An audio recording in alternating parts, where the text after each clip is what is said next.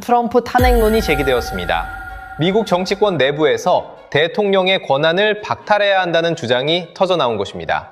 심지어 대통령 직무를 강제로 중단시킬 수 있는 헌법 조항까지 거론되며 워싱턴은 충격에 빠졌습니다.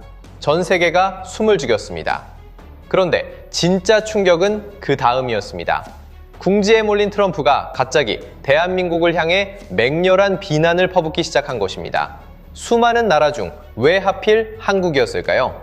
그 분노 속엔 미국조차 숨기지 못한 계산이 있었습니다. 그리고 그 계산의 실체가 드러나는 순간 왜 트럼프가 한국을 견제하는지 깨닫게 됩니다. 궁지에 몰린 트럼프, 한국 비난의 비밀, 지금 공개합니다. 한국 파이팅이라고 댓글을 남겨주세요. 구독과 좋아요로 대한민국의 밝은 미래를 응원해주세요. 저는 지난 30년간 국제정치를 연구해온 사람입니다. 워싱턴의 권력 이동을 수없이 지켜봤습니다. 정권이 바뀌고 정책이 바뀌는 모습을 분석해왔죠. 하지만 그날은 달랐습니다. 2026년 2월 어느 날 아침이었습니다. 저는 평소처럼 커피를 마시며 뉴스를 보고 있었죠. 그런데 속보 하나가 화면을 가득 채웠습니다. 워싱턴이 발칵 뒤집혔습니다. 트럼프를 당장 막아야 한다. 민주당 고위의원의 입에서 이런 말이 터져나왔습니다. 권한을 중단시켜야 한다. 또 다른 의원이 카메라 앞에서 외쳤죠. 저는 숨이 멎었습니다. 미국 정치 역사에서 이런 발언은 처음이었습니다. 대통령을 끌어내리자는 말이 공개적으로 나온 겁니까? 방송국마다 긴급 뉴스를 쏟아냈습니다. 정치 전문가들이 스튜디오로 급히 소집됐죠. 그리고 더 놀라운 말이 나왔습니다. 수정헌법 25조를 검토해야 한다. 한 상원 의원이 공식 발언했습니다. 대통령 직무 박탈 조항입니다. 정신적으로 불안정한 대통령을 강제로 물러나게 하는 조항이죠. 미국 대통령에게 이런 말이 나온 건 처음이었습니다. 저는 화면을 뚫어지게 바라봤습니다. 이게 정말 현실인가 싶었죠. 민주당만이 아니었습니다. 공화당 내부에서도 우려의 목소리가 터져나왔습니다. 대통령이 선을 넘었다. 이건 미국의 안보를 위협하는 행위다. 워싱턴은 아수라장이 됐습니다. 백악관 앞엔 수천 명이 몰려들었습니다. 손에 피켓을 들고 외쳤죠. No war, stop 트럼프. 반전 시위와 탄핵 요구가 뒤섞였습니다. 경찰 버스가 줄지어 섰습니다. 헬기가 상공을 맴돌았죠. 밤이 돼도 시위대는 흩어지지 않았습니다. 전 세계가 이 광경을 지켜봤습니다. 영국 BBC가 긴급 특집을 내보냈습니다. 독일 공영방송이 전문가 패널을 긴급 소집했죠. 일본 NHK는 생중계를 시작했습니다. 미국이 흔들리고 있다. 외신들이 일제히 보도했습니다. 동맹국 정상들이 긴급 회의를 소집했죠. 세계 경제가 유동쳤습니다. 저는 평생 이런 광경을 본 적이 없었습니다. 미국은 항상 안정적이었습니다. 권력 이양이 평화롭게 이루어지는 나라였죠. 정치적 혼란이 있어도 시스템이 작동했습니다. 그런데 지금은 달랐습니다. 시스템 자체가 흔들리고 있었습니다. 대통령과 의회가 정면 충돌했죠. 국민이 거리로 쏟아져 나왔습니다. 그러나 진짜 충격은 아직 시작도 아니었습니다. 사흘째 되는 날이었습니다. 트럼프가 백악관 브리핑룸에 나타났습니다. 기자들이 숨죽이고 지켜봤죠. 그는 분노로 일그러진 얼굴이었습니다. 나는 미국을 위해 싸우고 있다. 그가 연단을 내리쳤습니다. 적들은 나를 막으려 하지만 실패할 것이다. 목소리가 떨렸죠. 그리고 갑자기 분위기가 바뀌었습니다. 우리 동맹국들을 보십시오. 트럼프가 말했습니다. 우리가 지켜주는 나라들 말입니다. 기자들이 긴장했죠. 미국이 싸울 때 그들은 어디 있습니까? 저는 소름이 돋았습니다. 분노를 외부로 돌리기 시작한 겁니까? 전형적인 정치 전술이었습니다. 하지만 다음 순간 모두가 얼어붙었습니다. 한국을 보십시오. 트럼프가 말했습니다. 우리가 70년간 지켜준 나라입니다. 카메라 플래시가 터졌죠.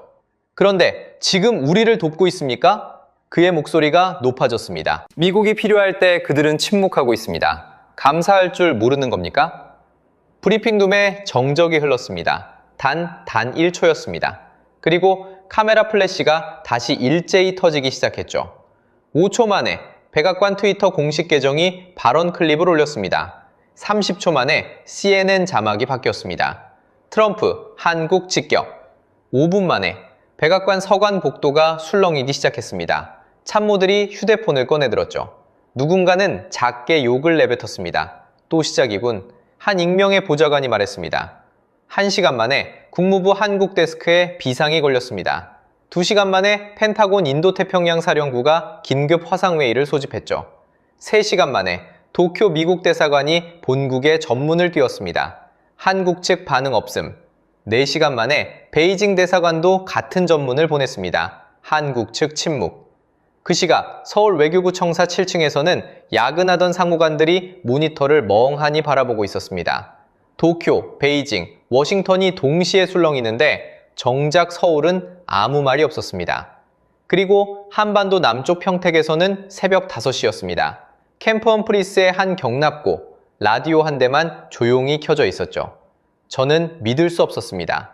왜 지금 한국입니까? 수많은 동맹국 중에 왜 하필 한국입니까? 유럽도 있고 일본도 있는데 왜 한국을 콕 집어서 말하는 겁니까? 전 세계 언론이 일제히 보도했습니다. 트럼프 한국 저격, 한미 동맹 위기 헤드라인이 쏟아졌죠. 그리고 모두가 한국 정부의 반응을 기다렸습니다. 그날 오후 한국 외교부 정례 브리핑이었습니다. 기자들이 평소에 2배로 몰려들었죠. 카메라 수십 대가 단상을 향했습니다. 외교부의 공식 입장은 무엇입니까? 한 기자가 물었습니다. 대변인은 잠시 침묵했습니다. 그리고 짧게 답했죠. 특별히 드릴 말씀이 없습니다. 그게 전부였습니다. 항의도, 해명도, 반박도 없었습니다. 단 한 문장. 기자들이 술렁였습니다. 다시 물었죠. 정말 입장이 없습니까? 대변인은 같은 말을 반복했습니다. 드릴 말씀이 없습니다. 외신들이 일제히 보도했습니다. 한국 침묵, 서울 무대응. 미국 언론은 의아해했습니다. 보통은 발끈하는 게 정상이었죠. 변명을 하거나 항의를 해야 했습니다. 그런데 한국은 아무 말이 없었습니다. 침묵 그 자체였습니다. 저는 화면을 멍하니 바라봤습니다. 30년간 국제정치를 연구했지만 이해가 안 됐습니다. 왜 하필 이 타이밍이 한국입니까? 왜 저 많은 나라 중 한국을 지목한 겁니까? 그리고 한국은 왜 저렇게 침묵하는 겁니까? 그날 밤 저는 잠을 이룰 수 없었습니다. 트럼프의 분노 어린 얼굴이 머릿속에서 떠나지 않았죠. 감사할 줄 모른다. 그 말이 계속 맴돌았습니다. 뭔가 이상했습니다. 단순한 화풀이가 아니라는 느낌이 들었죠. 거기엔 분명 이유가 있을 것 같았습니다. 그리고 저는 깨닫기 시작했습니다. 이 사건의 진짜 의미를 말이죠. 저는 다음날 아침 책상 서랍을 열었습니다. 한 달 전 메모가 거기 있었죠. 누렇게 변한 종이였습니다. 페이지 위쪽에 날짜가 적혀 있었습니다. 그 메모를 다시 읽기 시작했습니다. 이상한 일이었습니다. 그날의 위기와 오늘의 한국 저격이 어딘가 연결되어 있다는 느낌이었죠. 한 달 전, 그러니까 모든 것이 시작된 그날 말입니다. 모든 것은 이란에서 시작됐습니다. 트럼프가 한국을 언급하기 한 달 전이었습니다. 저는 그날도 평소처럼 사무실에 있었죠. 그런데 백악관 긴급 발표가 떴습니다. 화면 속 트럼프는 심각한 표정이었습니다. 이란은 즉시 호르무즈 해협을 개방하라. 그가 단호하게 말했습니다. 거부한다면 우리는 모든 수단을 동원할 것이다. 최후 통첩이었죠. 이란의 군사시설은 72시간 내에 초토화될 것이다. 저는 숨을 멈췄습니다. 초토화라는 말이 나왔습니까? 미국 대통령의 입에서 저런 단어가 나온 겁니까? 이건 경고가 아니었습니다. 선전포고에 가까웠죠. 전 세계가 긴장했습니다. CNN이 속보를 내보냈습니다. 전쟁 임박. BBC가 중공 투파원을 급파했죠. 트럼프, 이란의 최후 통첩. 모든 방송이 같은 뉴스를 쏟아냈습니다. 저는 지난 20년간의 중동 역사를 떠올렸습니다. 이라크 전쟁도 있었습니다. 시리아 내전도 있었죠. 하지만 이번은 달랐습니다. 이란은 중동 최강국이었습니다. 8천만 인구의 강력한 군대를 보유했죠. 혁명수비대는 정예 부대였습니다. 미사일 능력도 무시할 수 없었죠. 이란과의 전쟁은 이라크와는 차원이 달랐습니다. 그리고 사흘 뒤였습니다. 미군이 움직이기 시작했습니다. B-2 스텔스 폭격기가 중동으로 이동했죠. 괌 기지에서 출격 준비에 들어갔습니다. 항공모함 에이브러햄 링컨호가 페르시아만으로 전진했습니다. 전투기 80여 대를 실은 채였죠. 구축함 5척이 호위했습니다. 핵 잠수함도 수중 배치됐다는 소식이 들렸습니다. 저는 군사 위성 이미지를 확인했습니다. 중동 미군 기지마다 전투기가 빽빽했습니다. F-15 스트라이크 이글들이 줄지어 섰죠. F-22 랩터도 배치됐습니다.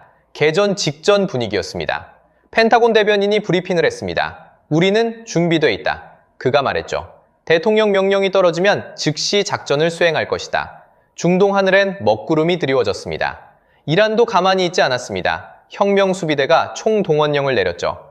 미사일 부대가 이동했습니다. 미국이 공격하면 이스라엘과 미군 기지를 모두 타격하겠다. 이란 최고 지도자가 경고했습니다. 저는 전율했습니다. 이건 진짜였습니다. 양측 모두 물러설 기미가 없었죠. 충돌은 시간 문제처럼 보였습니다. 그리고 세계 경제가 흔들리기 시작했습니다. 국제 유가가 폭등했습니다. 배럴당 80달러에서 하루 만에 120달러로 치솟았죠. 호르무즈 해협이 봉쇄될 거라는 공포 때문이었습니다. 전 세계 원유 물동량의 3분의 1이 이곳을 지나갑니다. 해협이 막히면 어떻게 되는 겁니까? 유럽도 아시아도 난리가 날 겁니다. 경제가 마비될 겁니다. 주식시장도 요동쳤습니다. 뉴욕 증시가 이틀 만에 8% 폭락했죠. 도쿄도 런던도 똑같았습니다. 투자자들이 패닉에 빠졌습니다. 전쟁이 시작되면 세계 경제는 끝이다. 월스트리트 애널리스트들이 경고했습니다. 각국 정상들이 긴급히 움직였습니다. 프랑스 대통령이 중재에 나섰습니다. 독일 총리가 트럼프에게 전화를 걸었죠. 영국 총리도 백악관과 접촉했습니다. 전쟁은 안 됩니다. 대화로 풀어야 합니다. 유엔 사무총장이 호소했죠. 하지만 트럼프는 요지부동이었습니다. 이란이 굴복할 때까지 압박한다. 백악관 대변인이 말했습니다. 협상은 없다. 저는 공포를 느꼈습니다. 30년간 국제정치를 연구하면서 이런 위기는 처음이었습니다. 냉전 시대에도 이 정도는 아니었죠. 양측이 모두 물러서지 않고 있었습니다. 군사 전문가들이 시나리오를 내놨습니다. 미군이 먼저 공습할 것이다. 이란은 즉시 보복할 것이다. 이스라엘이 개입할 것이다. 중동 전역이 전쟁터가 될 것이다. 저는 밤낮으로 뉴스를 확인했습니다. 언제 전쟁이 터질지 모르는 상황이었죠. 펜타곤 소식통들은 디데이가 정해졌다고 했습니다. 폭격 목표 리스트도 완성됐다고 했죠. 이란 핵시설 12곳, 미사일 기지 28곳, 혁명수비대 사령부, 첫 공습만 300개 목표물이었습니다. 그런데 그 살벌한 위기 속에서 한 가지 사실이 거의 보도되지 않았습니다. 저는 나중에야 알게 됐죠. 호르무즈 해협 인근 바다에서 한국 청해부대 구축함이 조용히 움직이고 있었다는 사실을요. 미 해군 보급선 한 척이 연료가 부족했습니다. 본국 보급선이 도착하려면 사흘이 더 걸렸죠. 전쟁이 임박한 상황에서 사흘은 치명적이었습니다. 그때 청해부대가 다가갔습니다. 자국 함정에 비축 연료를 나눠줬습니다. 그리고 무전 한마디만 보냈죠. 필요하시면 더 드리겠습니다. 미 해군 함장이 답했습니다. 감사합니다, 한국 함장님. 그게 전부였습니다. 한국 정부는 공식 발표하지 않았습니다. 청와대도, 국방부도, 외교부도 침묵했죠. 보도자료조차 내지 않았습니다. 그저 했을 뿐이었습니다. 보답을 바라지 않았습니다. 생색내지 않았습니다. 동맹이니까 했을 뿐이었죠. 미 해군 내부 보고서에만 짧게 기록됐습니다. 한국 측 지원, 즉각적이고 조건 없음. 단 한 줄이었습니다. 저는 이 사실을 알고 한참을 멍하니 있었습니다. 한국은 말하지 않습니다. 그저 합니다. 그리고 미국은 그걸 알고 있었던 겁니다. 그래서 트럼프의 협박이 더 이상했던 겁니다. 받은 게 있는데 왜 협박합니까? 며칠 뒤 청와대 정례 브리핑이 있었습니다. 한 외신 기자가 손을 들었죠. 호르무즈에서의 지원에 대해 미국이 감사를 표했습니까? 청와대 대변인은 잠시 미소를 지었습니다. 그리고 답했죠. 다음 질문 받겠습니다. 그게 정부였습니다. 또 침묵이었습니다. 외신들이 다시 한번 술렁였습니다. 한국은 자랑조차 하지 않았습니다. 받았는데 받았다 말하지 않고 줬는데 줬다 말하지 않는 나라. 그런 나라였습니다. 이번엔 진짜다. 저는 그렇게 생각했습니다. 트럼프는 물러서지 않을 겁니다. 이란도 굴복하지 않을 겁니다. 전면전이 시작되는 줄 알았습니다. 세계는 숨죽이고 지켜봤습니다. 카운트다운이 시작된 것 같았죠. 72시간 최후 통첩 시한이 다가왔습니다. 저는 화면을 뚫어지게 바라봤습니다. 그리고 그날 밤이었습니다. 펜타곤이 발표했습니다. 공습 준비 완료. 전쟁은 눈앞까지 와 있었습니다. 폭격 90분 전이었습니다. 전 세계가 숨죽이고 있었습니다. 펜타곤은 최종 공습 명령을 기다리고 있었죠. B-2 폭격기 조종사들이 헬멧을 썼습니다. 전쟁은 이제 시간 문제였습니다. 저는 화면에서 눈을 뗄 수 없었습니다. CNN은 생중계를 계속했죠. 공습 임박, 자막이 계속 떴습니다. 그런데 갑자기 화면이 바뀌었습니다. 긴급 속보, 아나운서가 다급하게 말했습니다. 백악관에서 발표가 있습니다. 저는 몸을 앞으로 숙였습니다. 백악관 대변인이 연단에 섰습니다. 표정이 굳어 있었죠. 기자들이 술렁였습니다. 대통령께서 결정하셨습니다. 그가 천천히 말했습니다. 이란에 대한 군사작전을 중단합니다. 저는 귀를 의심했습니다. 중단한다고요? 지금 90분 남았는데 중단한다는 겁니까? 기자들이 일제히 손을 들었습니다. 대통령은 외교적 해결을 선택하셨습니다. 대변인이 말했습니다. 이란과 대화 채널을 열기로 했습니다. 전쟁은 멈춘 듯 했습니다. 세계는 안도의 한숨을 쉬었습니다. 증시가 반등했죠. 유가가 급락했습니다. 전쟁 위기에서 벗어나다 외신들이 일제히 보도했습니다. 트럼프 마지막 순간 결단. 하지만 저는 이상함을 느꼈습니다. 뭔가 맞지 않았죠. 트럼프는 절대 물러서지 않겠다고 했습니다. 이란을 굴복시킨다고 공언했죠. 그런데 갑자기 왜 멈춘 겁니까? 언론도 같은 의문을 품기 시작했습니다. 트럼프 왜 물러섰나? 워싱턴 포스트가 분석 기사를 냈습니다. 압박 실패인가? 전략 변경인가? 뉴욕타임스도 의문을 제기했죠. 전문가들이 패널에 나왔습니다. 트럼프가 겁먹은 것 같다. 한 전직 국방장관이 말했습니다. 이란의 보복 능력을 과소평가했을 것이다. 아니면 북제 압박에 굴복한 거다. 또 다른 전문가가 분석했죠. 동맹국들이 반대했을 것이다. 여론이 트럼프에게 불리하게 돌아갔습니다. 결국 못한 거 아니냐? 소셜미디어에 조롱이 쏟아졌습니다. 허세만 부린 거다. 입으로만 초토화, 밈이 만들어졌죠. 트럼프 합성 사진이 퍼졌습니다. 저는 백악관 반응을 주시했습니다. 트럼프는 승리를 주장했습니다. 이란이 대화 테이블로 나왔다. 그가 트위터에 썼죠. 내 압박이 통했다. 하지만 아무도 믿지 않았습니다. 대화 테이블은 원래 열려 있었다. 외교 전문가들이 반박했습니다. 이란은 처음부터 협상 의사가 있었다. 트럼프가 불필요한 위기를 만든 것이다. 비판이 쏟아졌죠. 공화당 내부에서도 목소리가 나왔습니다. 대통령이 실수했다. 한 상원 의원이 익명으로 언론에 말했습니다. 무모한 도박이었다. 트럼프의 리더십이 타격을 입었습니다. 지지율이 떨어졌죠. 42%에서 38%로 하락했습니다. 여론조사마다 같은 결과가 나왔습니다. 트럼프 체면 부겼다 언론이 연일 보도했습니다. 저는 그의 표정을 분석했습니다. 백악관 행사에 나온 트럼프는 굳어 있었습니다. 평소처럼 웃지 않았죠. 기자 질문을 받지 않았습니다. 그는 분노하고 있었습니다. 3일 뒤였습니다. 백악관 내부 소식통이 언론에 말했습니다. 대통령이 경로하고 있다. 익명의 관계자가 전했죠. 누군가를 비난하고 있다. 동맹국들이 우리를 배신했다고 말하고 있다. 저는 소름이 돋았습니다. 동맹국을 탓하기 시작했다는 겁니까? 자신의 실패를 남에게 돌리는 겁니까? 또 다른 소식통이 말했습니다. 대통령이 계속 묻고 있다. 그가 전했습니다. 미국이 싸울 때 동맹들은 뭐 했냐고, 왜 우리만 나서야 하냐고 패턴이 보이기 시작했습니다. 트럼프는 책임을 전가할 대상을 찾고 있었습니다. 자신의 체면 추락을 설명할 이유가 필요했죠. 희생양이 필요했습니다. 그리고 일주일 뒤였습니다. 트럼프가 백악관 브리핑룸에 나타났습니다. 바로 그 자리였죠. 한국을 언급한 바로 그 순간 말입니다. 저는 그제야 이해했습니다. 왜 그가 한국을 지목했는지 말이죠. 이란 실패 이후 분노를 쌓아왔던 겁니다. 책임을 돌릴 대상을 찾고 있었던 겁니다. 그리고 한국을 선택한 겁니다. 하지만 왜 하필 한국이었을까요? 일본도 있고 독일도 있고 프랑스도 있는데요.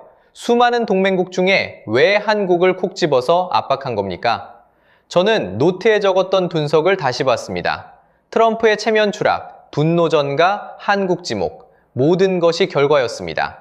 결과만으로는 아무것도 설명되지 않았죠. 원인은 더 깊은 곳에 있었습니다. 표면이 아니라 지층에 있었던 겁니다. 저는 다시 지도를 펼쳤습니다. 이번에는 다른 각도로 봐야 했습니다. 저는 책상 앞에 앉았습니다. 뭔가 놓친 게 있다는 느낌이 들었죠. 단순한 화풀이가 아니라는 직감이 왔습니다. 거기엔 반드시 이유가 있을 겁니다. 강대국은 아무데나 화풀이하지 않습니다. 의미 없는 곳에 시간을 쓰지 않죠. 중요하지 않은 상대는 언급조차 하지 않습니다. 그렇다면 한국은 뭔가 특별한 겁니까? 저는 자료를 꺼내기 시작했습니다. 한미동맹 문서를 펼쳤죠. 주한미군 배치도를 확인했습니다. 답은 거기 있을 겁니다. 왜 트럼프가 한국에 집착하는지, 왜 미국이 한국을 놓지 못하는지 모든 퍼즐이 맞춰지기 시작했습니다. 그 시각 평택이었습니다. 캠프 험프리스 제3 경납고 새벽 5시 12분이었습니다. 김성환 반장은 평소처럼 출근해 있었습니다. 60대 초반, 30년 경력의 한국인 항공정비 반장이었죠. 미군 헬기 정기를 맡는 한국 측 책임자였습니다. 그의 손은 늘 기름때로 까매져 있었습니다. 손가락 마디는 굵었죠. 30년이 새겨진 손이었습니다. 경납고 한쪽에는 낡은 라디오가 켜져 있었습니다. 한국어 뉴스 채널이었죠. 아나운서의 목소리가 흘러나왔습니다. 트럼프 미국 대통령이 한국을 직접 거론하며 강도 높게 비판했습니다. 한국이 감사할 줄 모른다고. 김 반장은 듣고 있었습니다. 하지만 손은 멈추지 않았죠. 헬기 로터블레이드를 점검하는 손길이 일정했습니다. 옆에서 후배 정비공이 분개했습니다. 반장님, 저게 말이 됩니까? 우리가 뭘 어쨌다고? 김 반장은 천천히 고개를 들었습니다. 아무 말도 하지 않았죠. 그저 후배의 어깨를 한번 두드렸을 뿐이었습니다. 그리고 다시 손을 움직였습니다. 점검표에 체크 표시를 하나 그었죠. 미군 부대 안에서 한국인이 미군 대통령의 한국 비난을 들었습니다. 일반인이라면 분노했을 겁니다. 항의했을 겁니다. 하지만 김 반장은 달랐습니다. 그는 그저 일을 했습니다. 헬기 한 대가 그날 출격할 예정이었으니까요. 그것이 우선이었으니까요. 저는 나중에 이 장면을 들었습니다. 한 미군 장교가 회고록에서 적었습니다. 그날 새벽 나는 경납고를 지나갔다. 한국인 정비반장이 일하고 있었다. 라디오에서는 우리 대통령이 그의 나라를 욕하고 있었다. 하지만 그는 손을 멈추지 않았다. 나는 그 순간 부끄러움을 느꼈다. 이것이 한국이었습니다. 말로 항변하지 않는 나라. 그저 묵묵히 자기 일을 하는 나라. 그리고 그것이 가장 무서운 응수였습니다. 분노는 언제나 이유 없이 향하지 않습니다. 저는 그걸 알고 있었습니다. 30년간 권력자들을 연구하면서 배웠죠. 강대국은 의미 없는 곳에 집착하지 않습니다. 트럼프가 한국을 지목한 순간 나는 확신했습니다. 여기엔 반드시 이유가 있다고 말이죠. 그날 이후 트럼프의 압박은 계속됐습니다.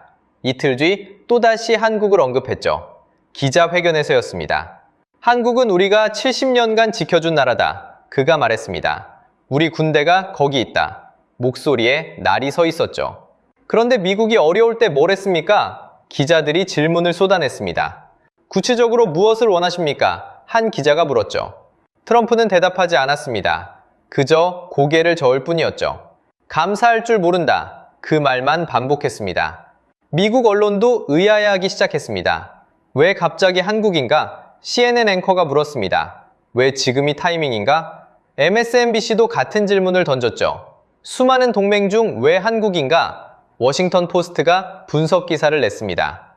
저도 같은 의문이었습니다. 나토 회원국도 많습니다. 유럽에 미군이 주둔한 나라가 몇 개입니까? 독일에도 있고 이탈리아에도 있죠. 일본에는 주일미군이 5만 명입니다. 주한미군보다 많죠. 그런데 왜 한국만 계속 거론하는 겁니까? 전문가들이 패널에 나왔습니다. 이해가 안 된다. 한 국제정치학자가 말했습니다. 한국은 방위비 분담금을 성실히 내고 있다. 주한미군 주둔 비용의 90% 이상을 부담한다. 군사 전문가가 덧붙였죠. 다른 동맹국보다 훨씬 많이 낸다. 그런데 왜 한국을 탓하는 건가? 국제 외교가가 술렁이기 시작했습니다. 각국 대사관들이 긴급 보고를 올렸습니다. 미국이 한국을 압박하고 있다. 워싱턴 주재 외교관들이 본국에 전했죠. 유럽 외교부처들이 회의를 소집했습니다. 이게 무슨 의미인가? 한 독일 외교관이 물었습니다. 트럼프가 한국에 뭘 원하는 건가? 아니면 이건 경고인가? 프랑스 분석가가 말했죠. 우리에게 보내는 메시지인가? 모두가 같은 질문을 던졌습니다. 저는 워싱턴 내부 소식을 추적했습니다. 백악관 참모들도 혼란스러워하고 있었죠. 대통령이 왜 저렇게 집착하는지 모르겠다. 한 참모가 익명으로 말했습니다. 한국 문제는 우선순위가 아니었는데 갑자기 매일 한국 얘기만 한다. 국무부도 당황하고 있었습니다. 우리도 이유를 모른다. 한 국무부 관계자가 전했습니다. 주한 미국 대사관도 혼란스러워한다. 지시가 뭔지 명확하지 않다. 저는 의문이 깊어졌습니다. 이건 단순한 화풀이가 아니었습니다. 즉흥적인 발언도 아니었죠. 트럼프는 계속해서 한국을 언급하고 있었습니다. 사흘에 한 번씩 한국이 나왔습니다. 트위터에도 올렸죠. 사우스 코리아는 우리에게 빚졌다. 미트윗 수만 개가 달렸습니다. 우리가 없었으면 어땠을까? 또 다른 트윗을 올렸습니다. 저는 패턴을 분석하기 시작했습니다. 트럼프는 왜 이렇게 집착하는 겁니까? 단순히 방위비를 더 받으려는 건가요? 아니면 다른 목적이 있는 겁니까?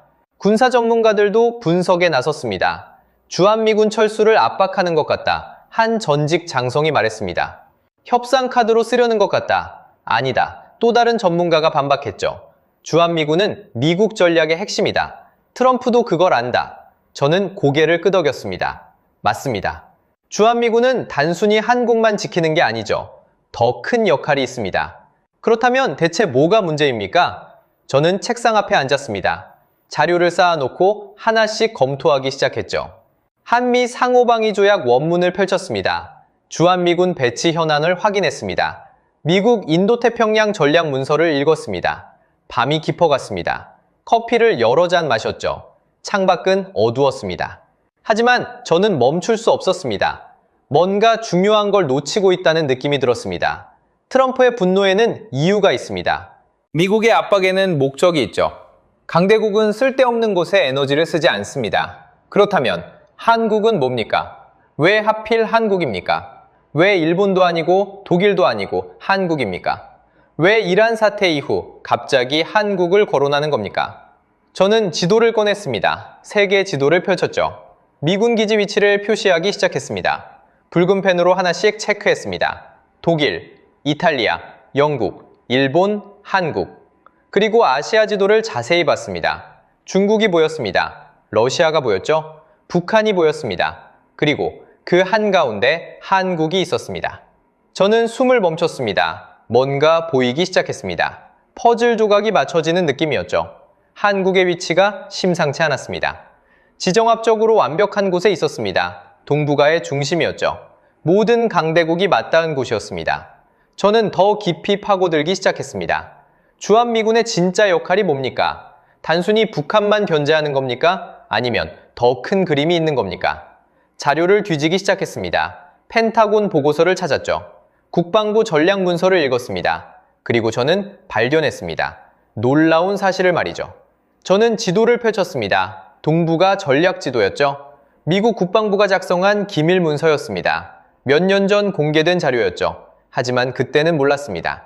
이 지도가 뭘 의미하는지 말이죠. 왜 한국이 특별한지를 말입니다. 지도를 펼친 순간 소름이 돋았습니다. 한반도가 중앙에 있었습니다.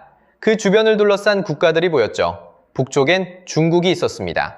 14억 인구의 거대 제국입니다. 동쪽엔 일본이 있었죠. 미국의 오랜 동맹국입니다. 서쪽으론 러시아가 내려다보고 있었습니다. 그리고 한국은 그 정중앙에 있었습니다.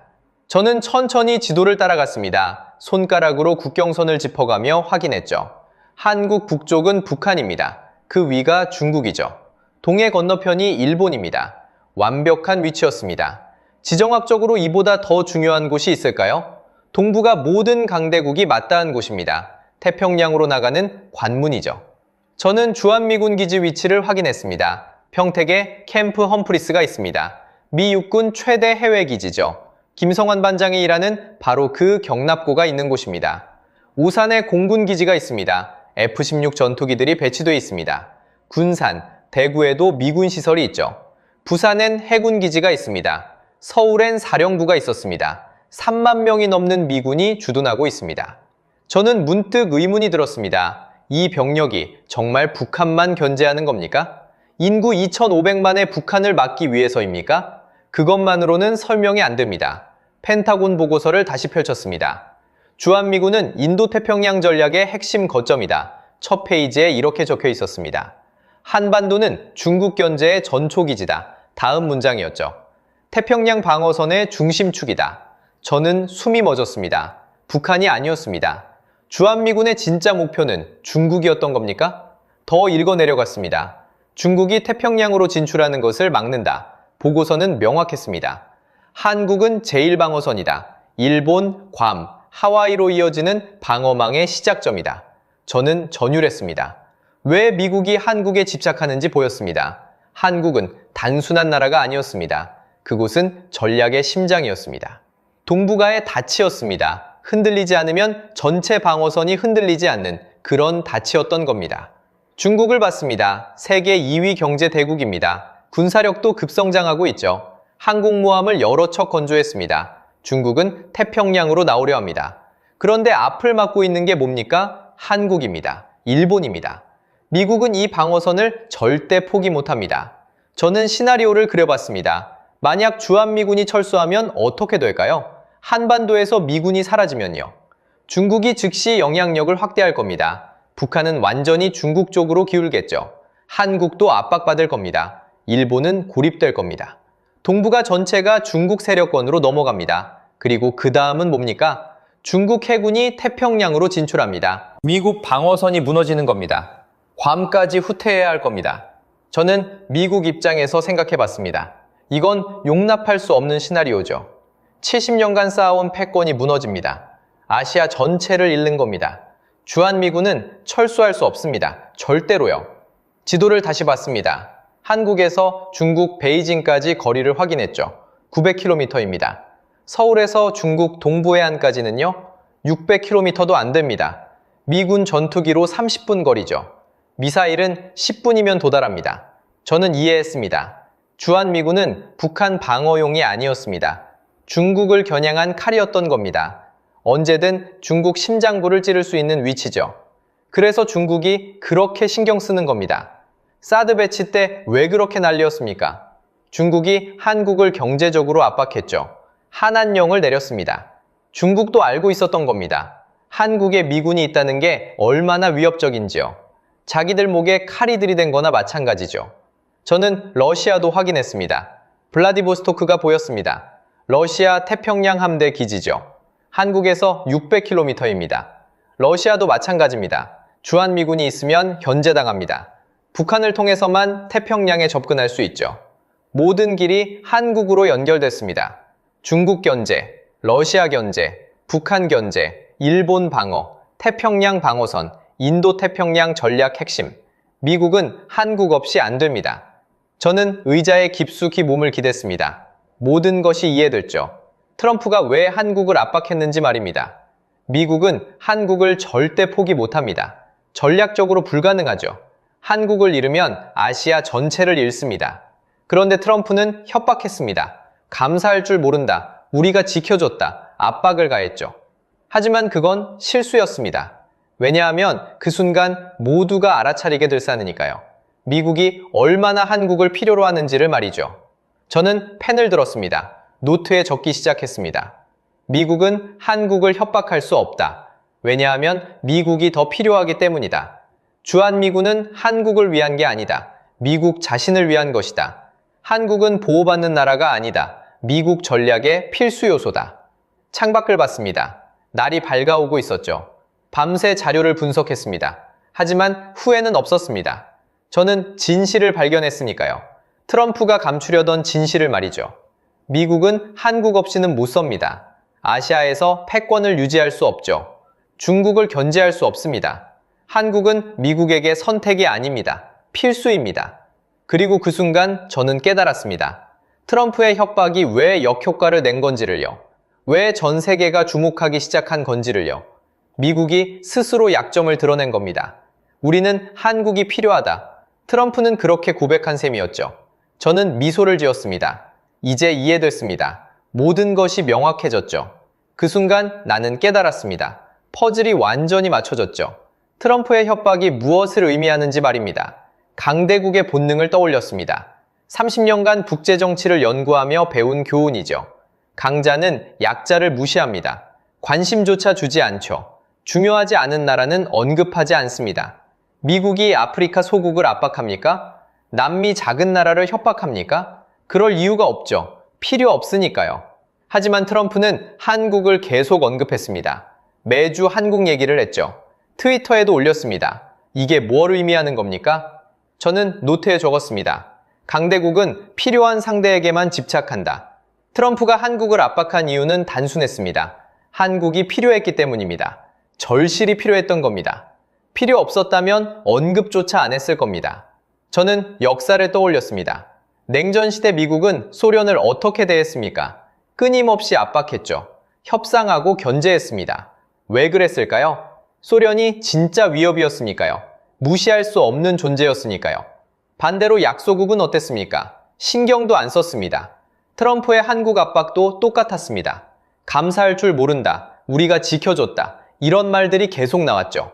하지만 이건 역설이었습니다. 압박한다는 건 곧 필요하다는 뜻이니까요. 협박한다는 건 놓칠까 두렵다는 뜻이니까요. 저는 미국의 속내가 보이기 시작했습니다. 트럼프는 자신감이 없었습니다. 이란 사태로 체면을 구겼죠. 리더십이 흔들렸습니다. 미국의 패권도 예전 같지 않았습니다. 중국이 급성장하고 있었죠. 경제력에서 추격당하고 있었습니다. 군사력도 격차가 줄어들고 있었습니다. 동맹국들도 미국을 의심하기 시작했습니다. 미국이 정말 우리를 지켜줄까? 유럽 국가들이 속삭였습니다. 미국은 신뢰할 수 있나? 미국은 불안했습니다. 패권이 흔들리고 있었죠. 동맹망이 약해지고 있었습니다. 전략적 우위가 좁혀지고 있었습니다. 그래서 한국에 집착한 겁니다. 한국을 잃으면 안 됐으니까요. 아시아 전략망이 무너지니까요. 중국 견제가 불가능해지니까요. 트럼프의 협박은 곧 약점의 증거였습니다. 그 무렵 한국 외교부 장관이 유럽 순방 중이었습니다. 파리 기자회견장이었죠. 한 프랑스 기자가 손을 들었습니다. 장관님, 트럼프 대통령의 발언에 대해 어떻게 생각하십니까? 회견장이 조용해졌습니다. 모두가 한국 외교수장의 입을 주시했죠.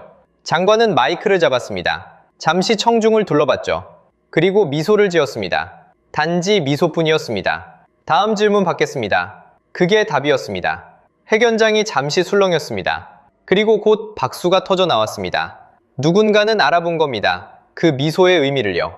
침묵이 가장 강한 음수라는 사실을요.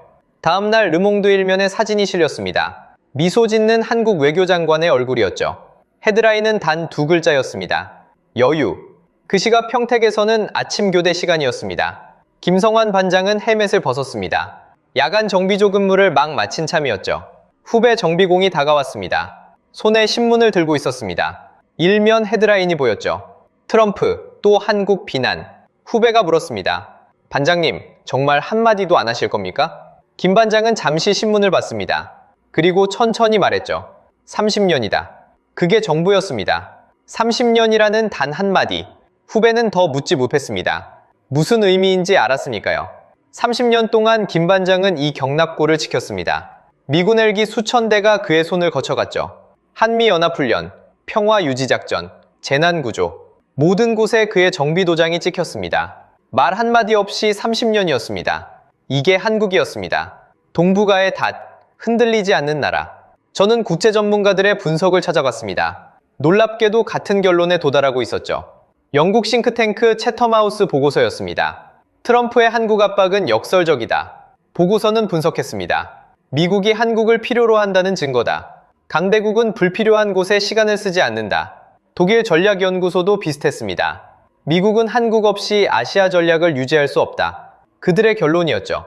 트럼프가 압박할수록 미국의 의존도가 드러난다. 일본 전문가도 같은 말을 했습니다. 주한미군 철수는 미국에게 자살행위다. 도쿄대 교수가 발표했습니다. 중국이 동북아를 장악하게 된다. 세계가 알아차리고 있었습니다. 미국이 한국에 의존한다는 사실을요. 트럼프가 필사적이라는 사실을요. 저는 워싱턴 내부 반응도 추적했습니다. 펜타곤은 조용했습니다. 국방부 관계자들은 트럼프 발언에 거리를 뒀죠. 우리는 한미동맹을 지지한다. 국방장관이 조심스럽게 말했습니다. 주한미군은 미국 안보에 필수적이다. 트럼프와 다른 입장이었습니다. 국무부도 마찬가지였습니다. 한국은 중요한 동맹이다. 국무장관이 공식 입장을 냈죠. 우리는 협력을 강화할 것이다. 백악관과 온도 차이가 있었습니다. 전직 고위 관료들도 목소리를 냈습니다. 트럼프는 실수하고 있다. 전 국방장관이 인터뷰했습니다.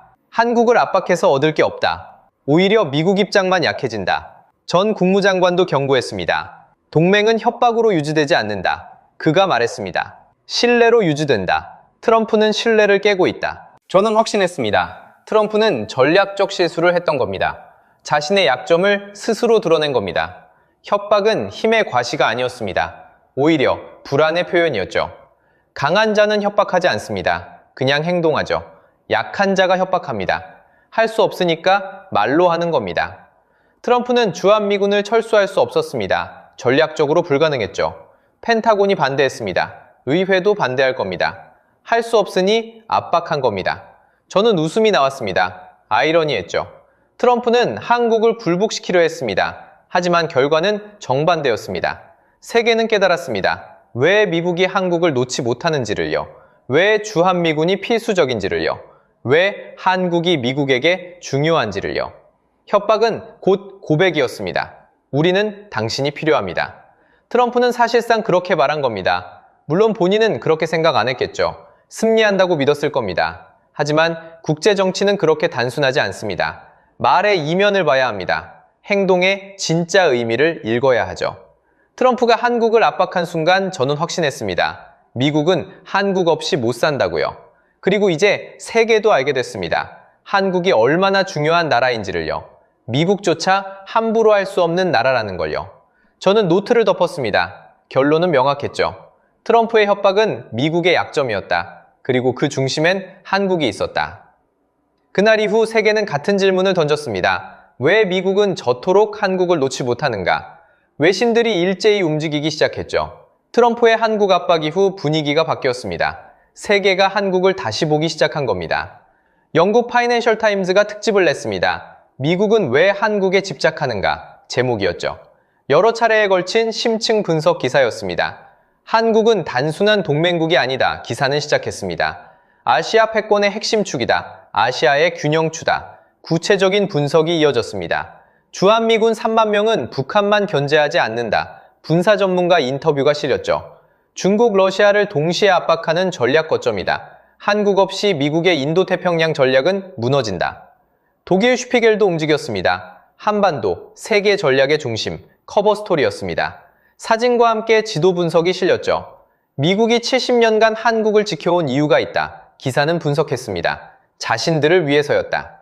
프랑스 르몽드도 같은 결론이었습니다. 트럼프의 압박이 오히려 한국의 가치를 증명했다. 사설이었죠.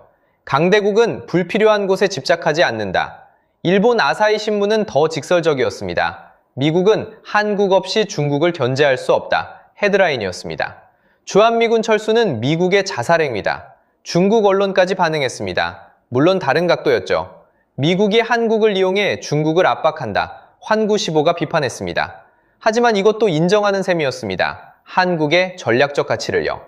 국제 전문가들이 패널에 나왔습니다. 미국 외교협회 회장이 말했습니다. 한국은 아시아 전략의 앵커다. 그가 분석했죠. 미국 방어선의 최정방이다. 잃으면 모든 게 무너진다. 영국 국제전략연구소 소장도 동의했습니다. 지정학적으로 한국만큼 중요한 곳이 없다. 그가 강조했습니다. 중국, 러시아, 일본이 모두 맞닿은 곳이다. 세계 질서의 교차점이다. 싱가포르 난양공대 교수는 더 나갔습니다. 한국은 이미 강대국 반열에 올랐다. 그가 선언했죠. 경제력, 군사력, 문화력 모두 갖췄다. 미국도 함부로 못하는 나라가 됐다. 저는 이 모든 분석을 지켜봤습니다. 세계가 놀라울 정도로 빠르게 움직이고 있었죠. 트럼프 발언 이후 불과 2주 만이었습니다. 한국에 대한 평가가 완전히 바뀌었습니다. 워싱턴에서 세미나가 열렸습니다. 싱크탱크들이 공동 주최했죠. 주제는 한미동맹의 재정의였습니다. 전직 국무장관이 연단에 섰습니다. 우리는 한국을 과소평가했다. 그가 인정했습니다. 보호해줘야 할 나라로만 봤다. 하지만 틀렸다. 청중이 숨죽이고 들었습니다. 한국은 이제 우리와 대등한 파트너다. 그가 계속했죠. 경제 규모 세계 12위다. 방산 수출 세계 9위다. K-팝은 전 세계를 휩쓴다. 박수가 터져 나왔습니다. 전직 국방장관도 발언했습니다. 주한미군은 한국만을 위한 게 아니다. 그가 말했습니다. 우리 자신을 위한 것이다. 한국이 우리를 받아주는 것에 감사해야 한다. 회장이 술렁였습니다.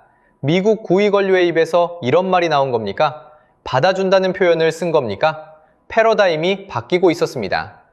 K2 전차 폴란드 수출에는 알려지지 않은 이야기가 있었습니다.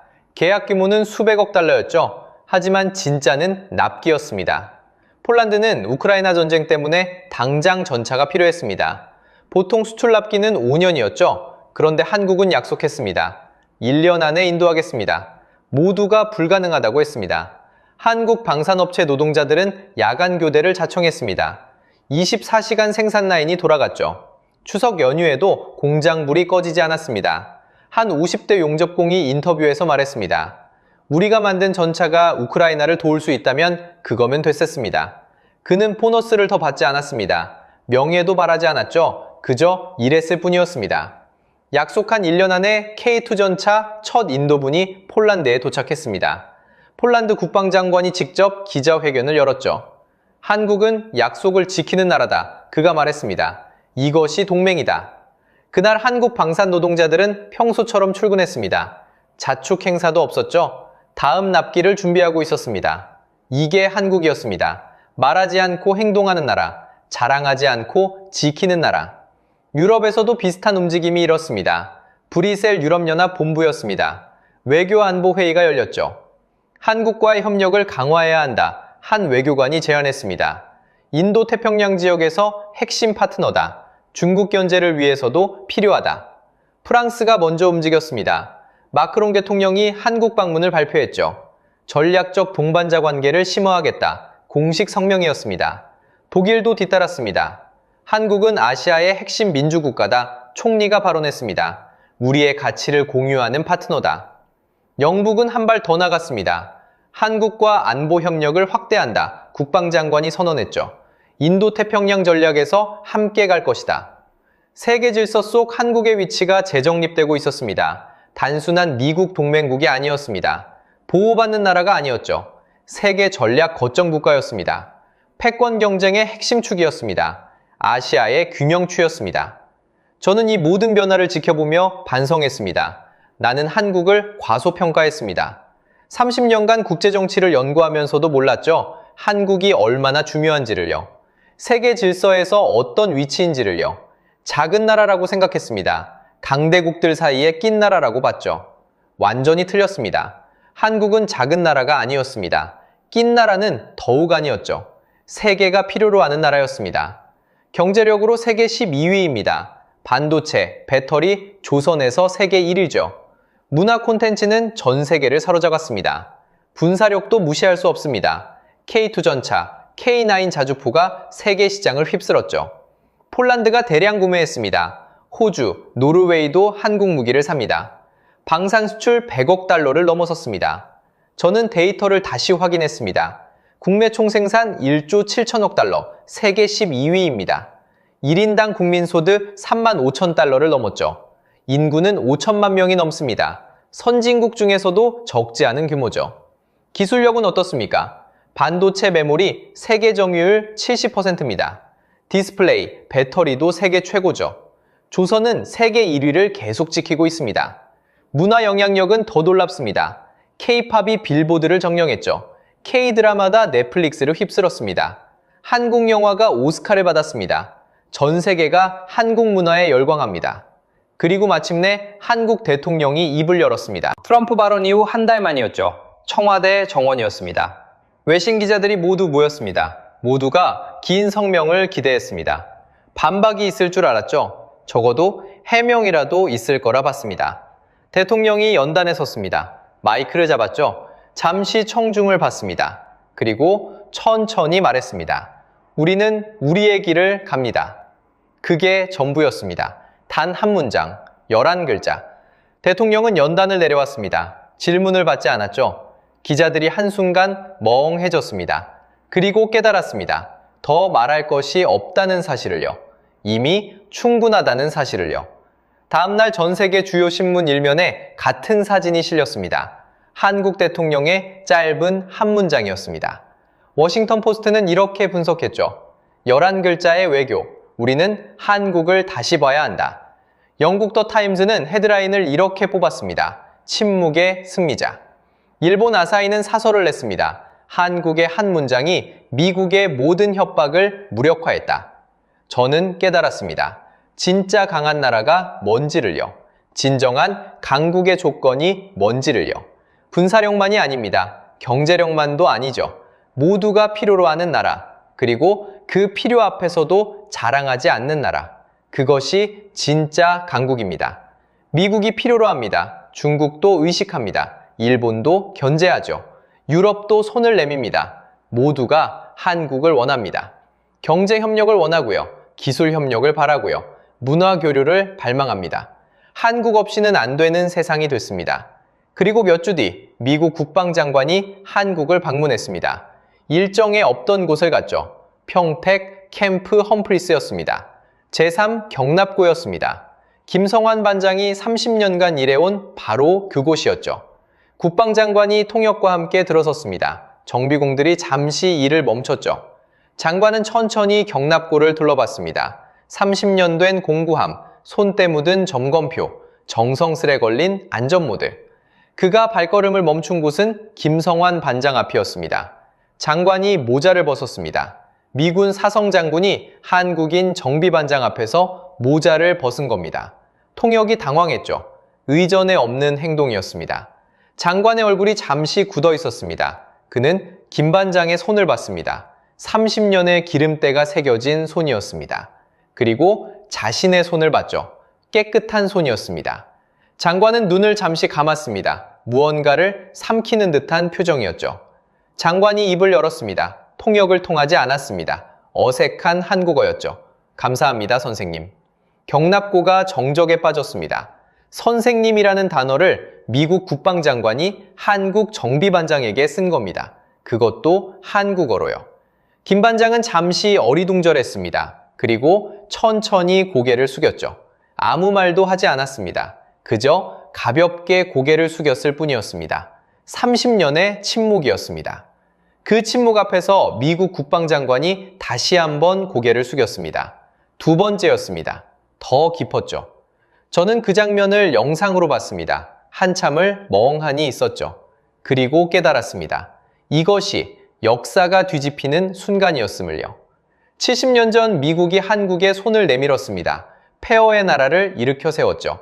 그것이 1950년이었습니다. 75년이 흘렀습니다. 이제는 미국이 한국에 손을 빌리고 있었습니다. 도움을 청하고 있었죠.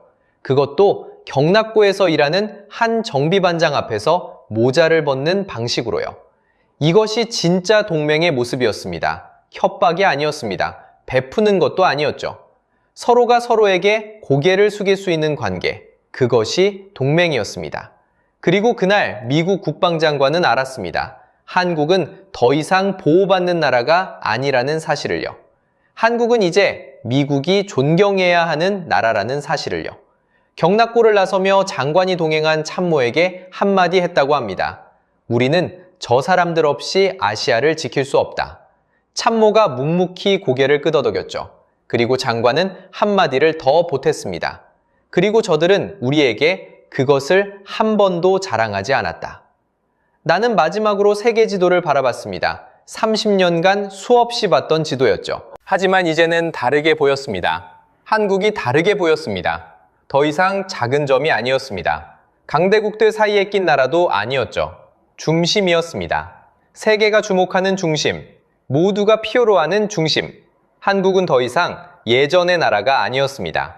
1950년 한국전쟁 당시를 생각해봤습니다. 폐허였죠. 세계 최빈국이었습니다.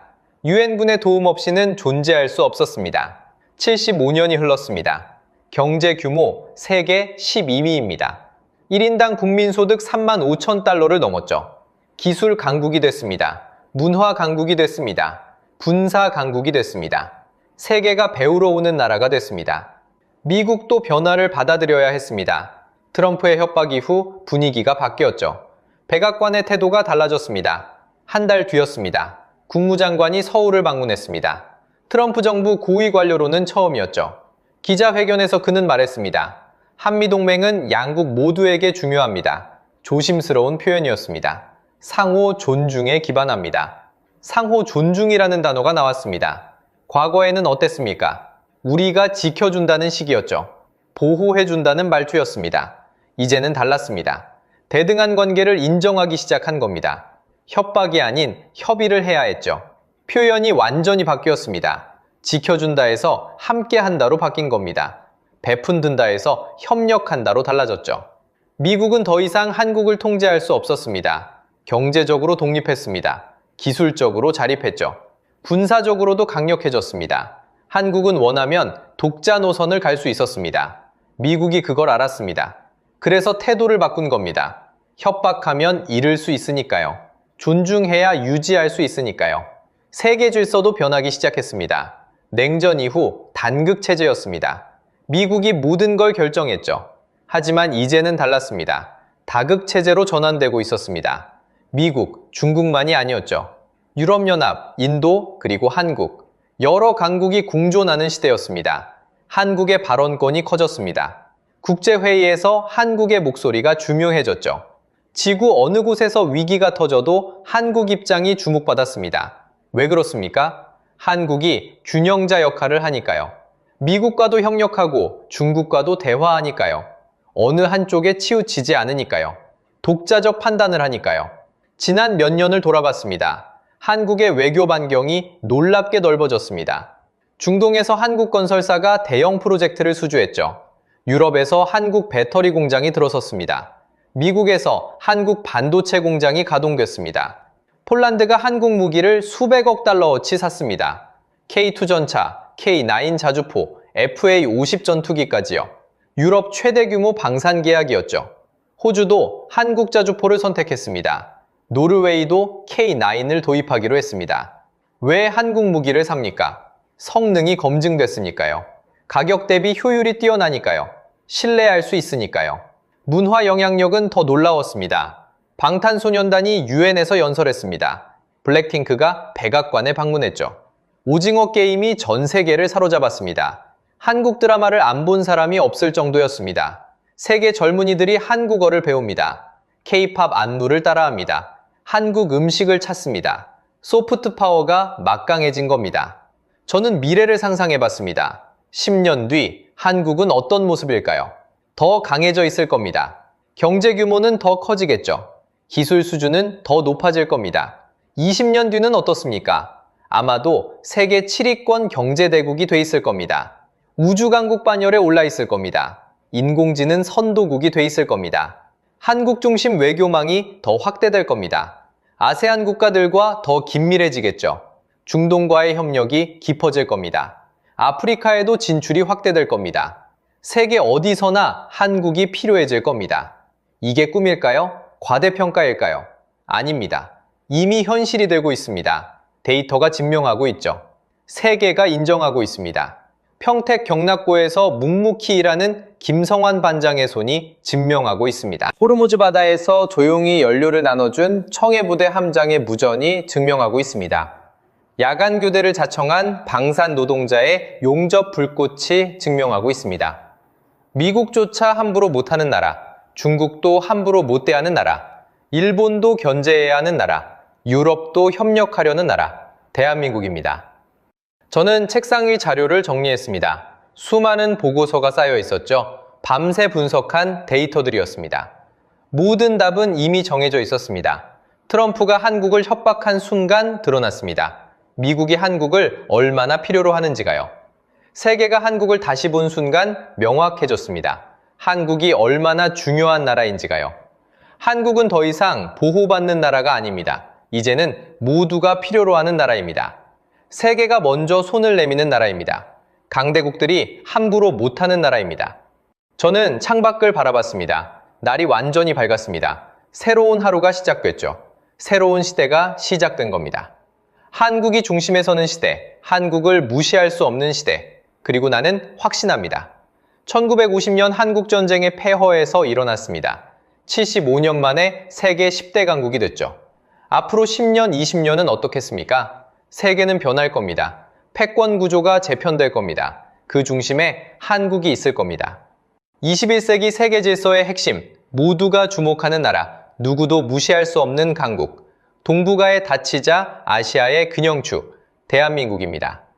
트럼프는 한국을 협박하려 했습니다. 하지만 결과는 정반대였죠. 오히려 세계에 증명했습니다. 한국이 얼마나 중요한지를요. 미국조차 쉽게 놓지 못하는 나라라는 걸요. 그리고 저는 그날 확신했습니다. 21세기는 한국의 시대가 될 것이라고요. 세계 질서의 중심에는 대한민국이 서게 될 것이라고요.